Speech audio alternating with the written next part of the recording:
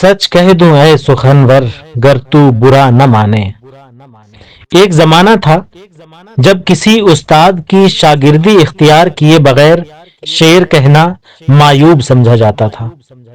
مبتدی شعراء بڑی منت سماجت کر کے کسی مستند شاعر کی شاگردی کا شرف حاصل کرتے تھے، زبان و فن کی باریکیاں سیکھنے کی کوشش کرتے تھے۔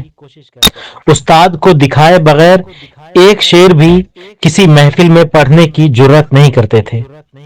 مگر آج معاملہ برعکس ہے۔ آج کل کسی استاد کی شاگردی اختیار کرنا معیوب سمجھا جانے لگا۔ بیشتر شعراء موزونی طبیعت کی بنا پر شعر کہتے ہیں۔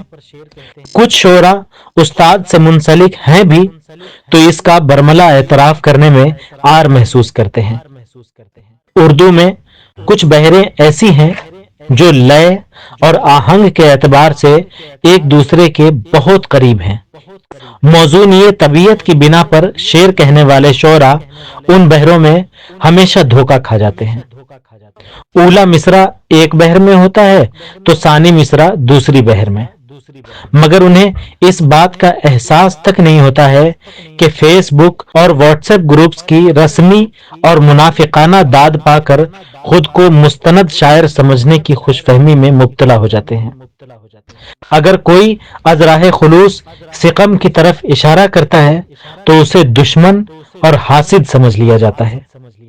میرا مشاہدہ یہ ہے کہ آج کل کے تقریباً 80-85% شعراء تختی نہیں جانتے ہیں، مگر موزونی طبیعت کی بنا پر کی گئی شاعری پر مشتمل ایک سے زیادہ شعری مجموعے شائع کر چکے ہوتے ہیں۔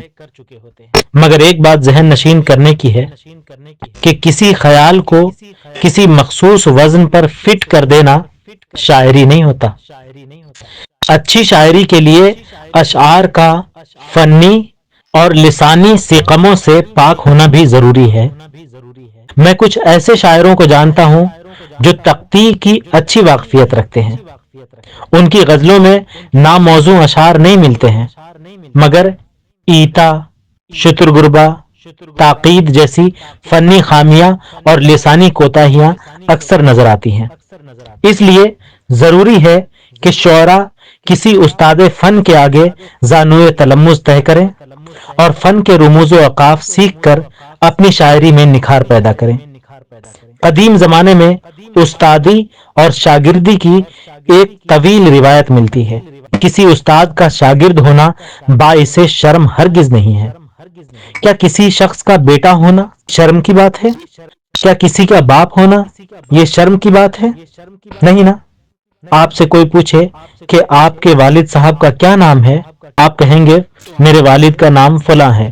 اگر آپ سے کوئی پوچھے کہ آپ کے والد صاحب کا کیا نام ہے اور آپ کہتے ہیں نہیں میرا کوئی والد نہیں ہے، تو یہ آپ کی شان کو بڑھانے کے بجائے گھٹا دے گا۔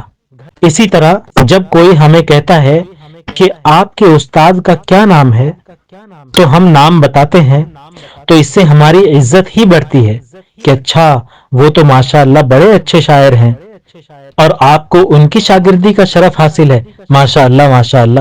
لیکن دوسری طرف اگر کوئی کہتا ہے کہ آپ کے استاد کا کیا نام ہے، آپ کے استاد کون ہیں، اور آپ کہتے ہیں نہیں I am self made poet, میں موضوع تباہ ہوں، میں پیدائشی شاعر ہوں، تو ایسے میں کوئی کم عقل تو سمجھ سکتا ہے کہ واہ ماشاءاللہ، کبھی آپ نے کسی استاد کا سہارا نہیں لیا اور اتنی اچھی شاعری کرتے ہیں۔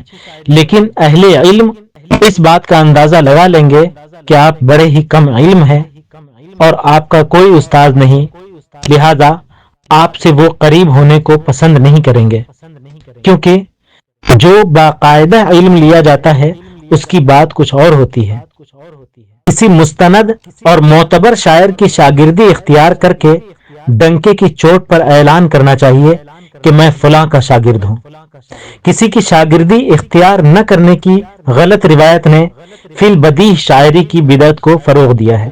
کسی موقع کی مناسبت سے کوئی فی البدیہہ شعر کہنا کمال فن ہے، مگر فی البدیہہ غزلیں کہنا زوال فن ہے۔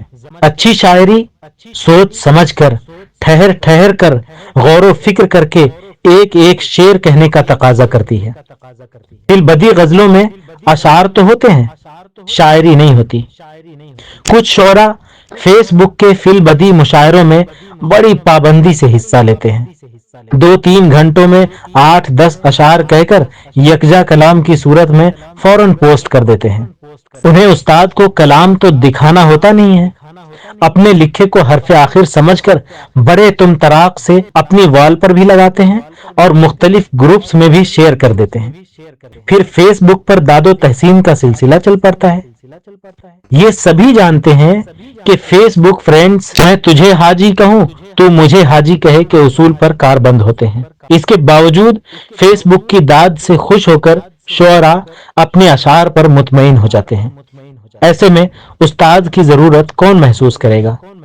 اس لیے اگر آپ سنجیدہ اور با مقصد شاعری کرنا چاہتے ہیں تو کسی استاد سے مشورہ سخن ضرور کریں، کیونکہ بغیر گرو کے مکمل گیان نہیں ملتا۔